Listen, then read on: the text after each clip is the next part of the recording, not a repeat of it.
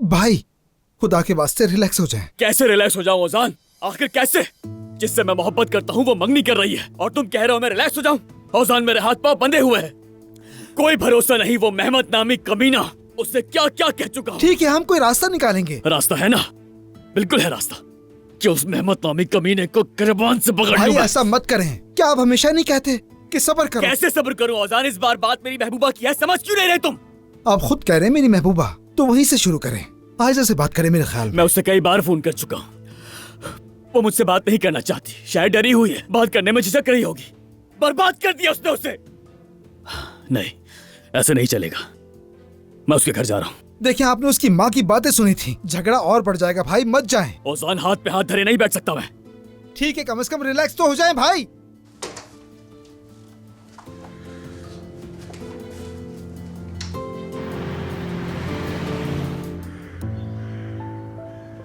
अरे अम्मी, आपको देखना चाहिए था। वो मेरी इतनी इज्जत कर रहे थे, इतनी तवज्जो दे रहे थे। ऐसा लग रहा था जैसे मैं मेहमान नहीं, घर की मालकिन हूँ।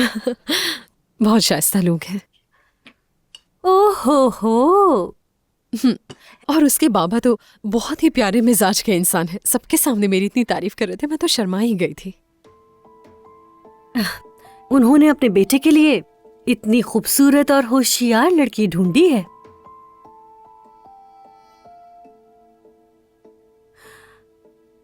लगता है अपनी होने वाली बहू से अच्छा ताल्लुक कायम करना चाहते हैं वो लोग। या अल्लाह, ऐसा ही हो प्लीज।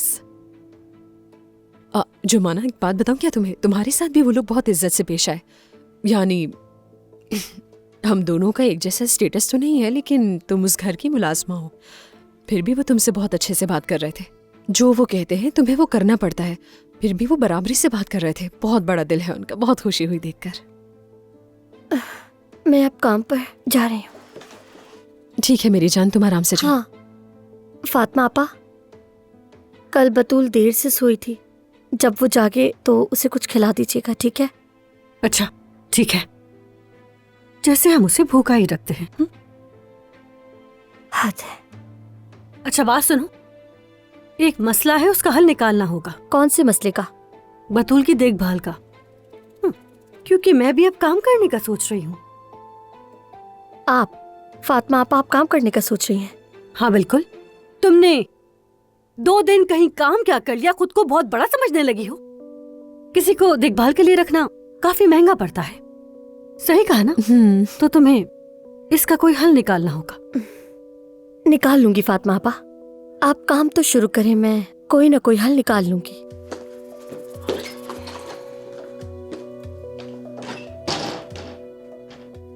क्या आप वाकई सीरियस हैं काम करने के बारे में? कितनी बार कह चुकी हूँ नाज़ली।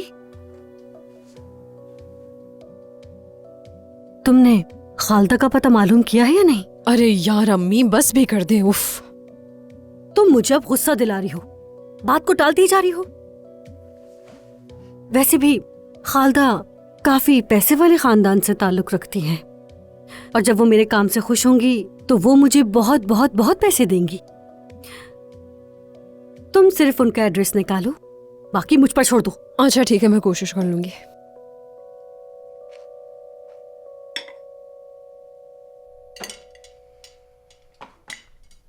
थोड़ा सा और खा लो आयशा प्लीज।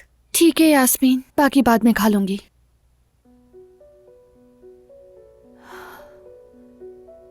कल जो नाइला आंटी की हालत थी, मैं डर गई कि उन्हें कुछ ना हो जाए। शौहर के लिए परेशान होना बिल्कुल नॉर्मल है, और तुम सिर्फ अपना सोचो कि हमें आगे क्या करना है। मैं ये कहूंगी कि तुम्हें उमर से एक बार खुलकर बात कर लेनी चाहिए। यास्मीन, तुम समझ क्यों नहीं रही हो? नाइला आंटी ने ताकीद की है, और मैं कहूंगी भी क्या कि उमर, तुम्हारे बाबा को ट्यूमर है या फिर कैंसर हो सकता है। ठीक है, तुम उससे ये मत कहना, मगर तुम्हें उसे कुछ तो कहना ही होगा ना। क्या तुम उमर से मोहब्बत नहीं करती हो? अपनी जान से भी ज्यादा। हाँ तो फिर देखो आयशा, मेरा घर तुम्हारा घर है। जितना चाहो यहाँ रुको, छुप जाओ, दुनिया से नाता तोड़ लो, मगर एक बार उमर से बात जरूर करो। समझ नहीं आ रहा क्या कहूंगी उससे। मेरी जान,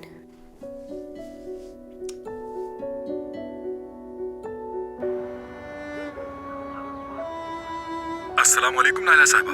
वालेकुम अस्सलाम डॉक्टर साहब। डॉक्टर साहब प्लीज कोई अच्छी खबर दे मुझे। दूसरे टेस्ट की रिपोर्ट्स आ गई? हाँ आ गई है, लेकिन बदकिस्मती से अच्छी खबर नहीं है। अभी हम यकीन से नहीं कह सकते, लेकिन जिगर में जो गुठली है वो मुमकिन तौर पर कैंसर ज़दा है। अब आगे क्या होगा?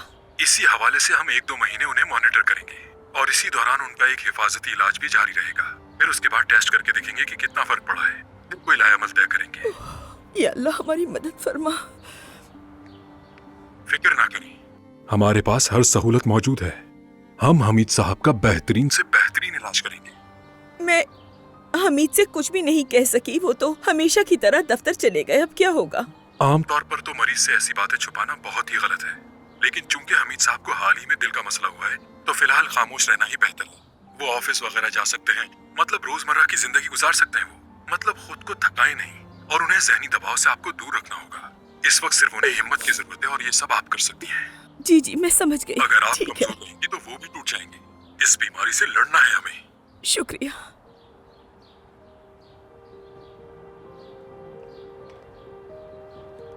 नायला आपा, अब ठीक तो है? कुछ हुआ है क्या? कुछ भी तो नहीं। वो अम्मी के साथ मंगनी की तैयारियों पर थोड़ा सा इख्तलाफ हो गया था, इसीलिए दिल भर आया।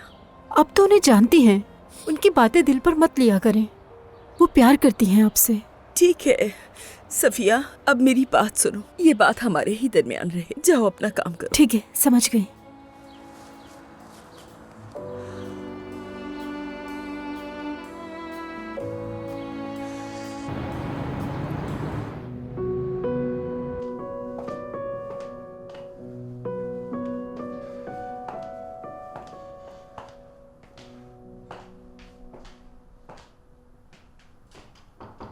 आ जाइए।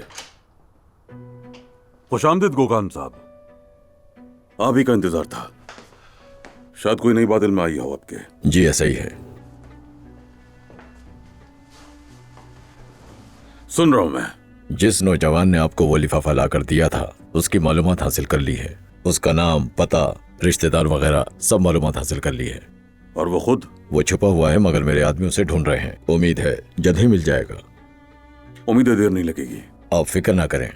इन मामलात की इब्तिदा मुश्किल होती है लेकिन बाद में सब आसान हो जाता है। मिल जाएगा वो।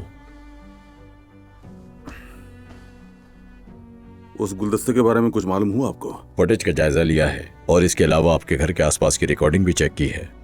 फूल लाने वाले ने अपने चेहरे से मास्क नहीं हटाया। वो यकीनन एक नौजवान लड़का था। मेरा ख्याल है जब हम उस नौजवान तक पहुंचेंगे तो तमाम सवालों का जवाब भी मिल जाएगा। गुरकान साहब, मैं फिर से दोहराता हूं, मेरे लिए इस मामले में राजदारी सबसे अहम है। मैं जानता हूं हमीद साहब, इसलिए मैं मामले की खुद आकर आपको खबर देता हूं।